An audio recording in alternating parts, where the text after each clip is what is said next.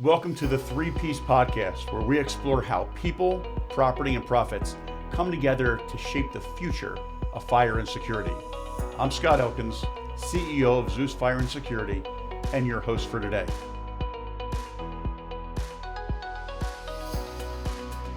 On this show, we're going to dive into the real-world challenges and opportunities facing our industry with someone who's made a significant impact here at Zeus and across the fire and life safety space, Greg Breyer.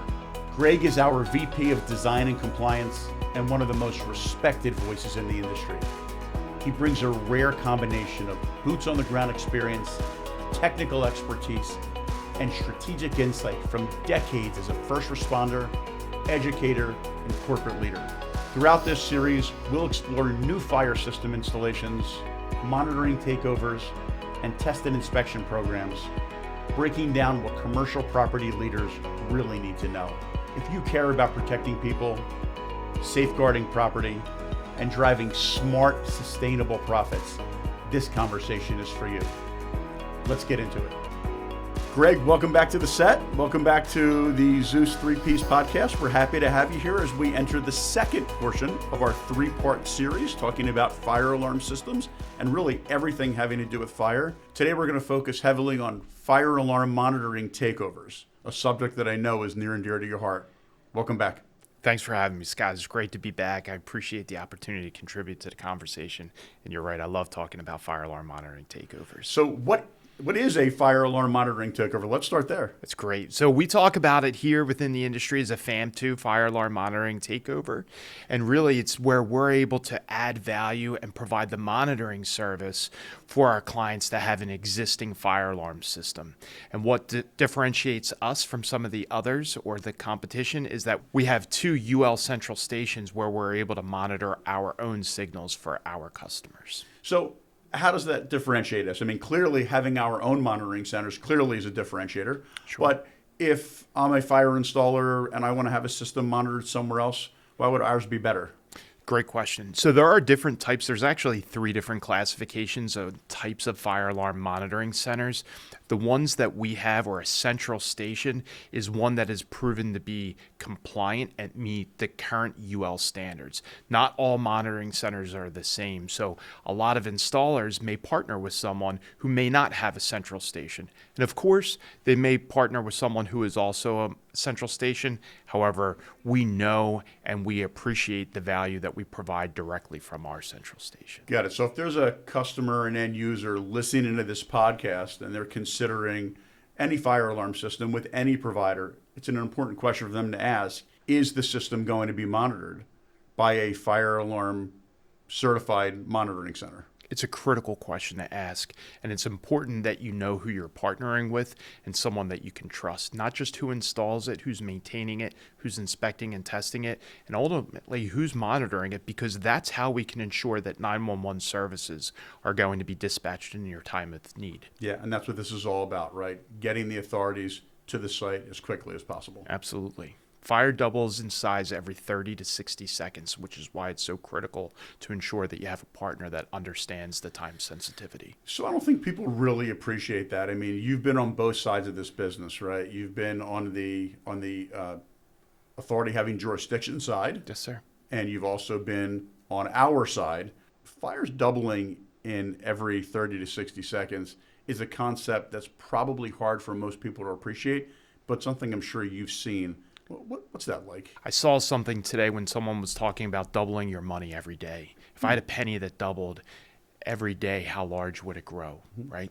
If I have that fire, same concept, it goes from small and very quickly becomes significantly larger.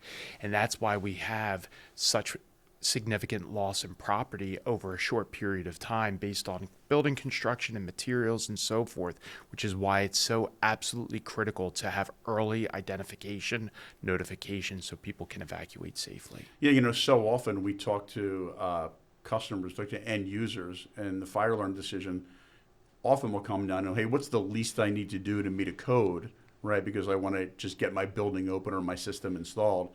I don't know how much people are really thinking about this notion of how early of a detection am I going to get that's actually going to have a chance of saving my property. Sure. And listen, that's why one of my most favorite NFPA slogans is fight the fire before it starts. Naturally, people don't think about that, right? When you're a business person, you think about if things go according to plan 90 to 99% of the time, you're doing great, right? Sure, absolutely. In the life safety space, though, we have to look at it from the other vantage point. We have to look at it from the 1% of time that things do not go according to plan, and then find a way to balance that so that way we can be relatable to the customer and ensure that they understand really the risk and the importance of having these systems. Yeah, critically important. So for fire alarm monitoring takeovers, right, which is the subject of our podcast today, It is. what should the customer be on the lookout for when thinking about switching providers? Is it really as simple as switching your cell phone carrier, or is it more complicated than that? It's a little more complicated than that, but the way that we approach it is to be simple for the client. So you may be familiar with our National Accounts Hub, UAS, right? Universal Atlantic Systems. Vaguely familiar, yes. So in similar nature, our approach is to take over the monitoring of a fire alarm system, utilizing equipment that allows us to do it in a universal fashion, right? So essentially, when you have a compliant, that's an important distinction, but an existing compliant fire alarm system, our approach can be completed and executed in under 2 hours, where we are able to transition to our central station and ensure that it's being UL monitored. So a fire alarm monitoring takeover, while there may be a benefit to the fire alarm company because they'd be taking over that system, they'd Sure. be responsible for it and would benefit from that relationship, what's the benefit to the customer other than maybe cost of the system? I'd like to double tap on cost real quick, because one thing that a lot of people don't realize is many fire alarm systems are still being monitored via POTS, plain old telephone service. It's estimated that half of the fire alarm systems nationwide are still being monitored via POTS. And that's something that was discontinued or sunsetted a number of years ago. So not only does it become more costly for the client to utilize POTS, Because those phone lines are very expensive. right? very expensive, and it's technically non-compliant any longer, which is funny because we've done a reversal. When I started in the industry, that's what you had to use, and now it's cell communicator and other technology, right? Only guarantee in life is that there's change, and we're seeing that. Yeah, so in this case, for a fire alarm monitoring takeover where a customer might have two POTS lines, which they'd be required to have, they could be spending, from what I understand, $50, $75, $100 or more for each phone line. Let's say 100, that's $200 a month. We could come in and use new compliant technology and cut those costs alone. Forget about monitoring for a moment, but thus cut those costs basically out of the system. Listen, you know I like to eat. This is an opportunity where we can have our cake and eat it too. We can save the customer money, we can ensure their compliance, and we can build on the partnership that we're looking to earn. That sounds like a perfect relationship. So we just talked a little bit about technology from the phone system standpoint, right? How we went from POTS lines, now we're using different technology to communicate Yes, sir. to a monitoring center. What other technology changes have happened of substance over the past couple of years in the fire alarm space? The changes aren't necessarily behind what the code requires for a fire alarm system. However, there have been significant technology improvements and changes that allow the fire alarm system to work with other systems, right? It can interconnect with others, building management type systems. There's an interconnection with other security systems that we also provide to our clients. We have smart technology with systems called VESDA, very early detection, smoke detection. We have additional improvements in technology related to the types of detectors, some now that are smart and self-testing type detectors. So there's changes and improvements every day with the fire alarm system, a little less than you may see with the security system as far as what's being required to install, but it gives us a tremendous amount of opportunity in the future. So I'm really focused on this notion of integration, right? What systems do fire alarm systems best integrate into, and then what part of that integration can help protect a building or people more than others? Great question. So we see a lot of integration on the mechanical side of things, whether it is rooftop units via duct detectors, whether it be fire smoke type dampers. We have integration with doors that you can have automatic closures. We have integration where we can have building management systems and the fire alarm system.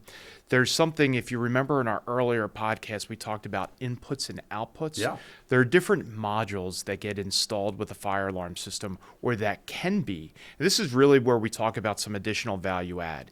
Sometimes these components are required, sometimes they're not, but we have the system there and the opportunity to add modules where we can either watch the activation of other systems or take a look at a mall. We can shunt or tell the music to turn off. We have an opportunity to control equipment or receive notification signals via the monitor modules. So the integration helps further our ability to create not only early detection, but also create a different pathways to safety for people in the building and the property itself. Absolutely. So Greg, generally speaking, as you know, when something's working, it's on the wall and it's not creating problems for an end user, they're not really inclined to touch it because it creates a disruption. Sure. It's in their building, you've got service folks on the property, you've got trucks in the lot, you've got people through the building. How is that an opportunity for us and those in our industry to kind of create a trust moment with the customer? Because they are entrusting us not only to improve their system, modify it in a way that will add value, but they're also allowing us into their, professional home, if you will. Our goal is to earn the business. Let's have an opportunity to earn one, right? We talk about earning the one, and we are able to demonstrate through a program of action. And the reality of it is, if our actions or if others' actions cause a disruption, then it's not a good partnership, right? So what we found is our approach allows us to increase the service that the customer is receiving without there being a disruption. Now we'll talk about what the outlier is. Say, for example, we're unable to take over the fire alarm monitoring. What that tells us is usually there was an issue with the system that they did not realize. And the reality of it is they already had a disruption, they just didn't realize it. So now we're able to partner with them and help them and resolve that. So the system's able to activate the way that they expect it to in their time of need, should that ever arise. Yeah, so let's actually, because we're coming right to the end of it, let's talk about, from a final takeaway, this notion of we're about to take over a fire alarm monitoring system. It doesn't go quite as smoothly as we'd like, and the customer would like, because there is a problem with the system that they weren't aware of. They should have been aware of that. They should have. It's a great point, Scott. And that also is that's a red flag. That's not a yellow flag. If they didn't know, that tells us that they had something broken, whether it be with the monitoring or the other inspect and test service type of agreements that they had.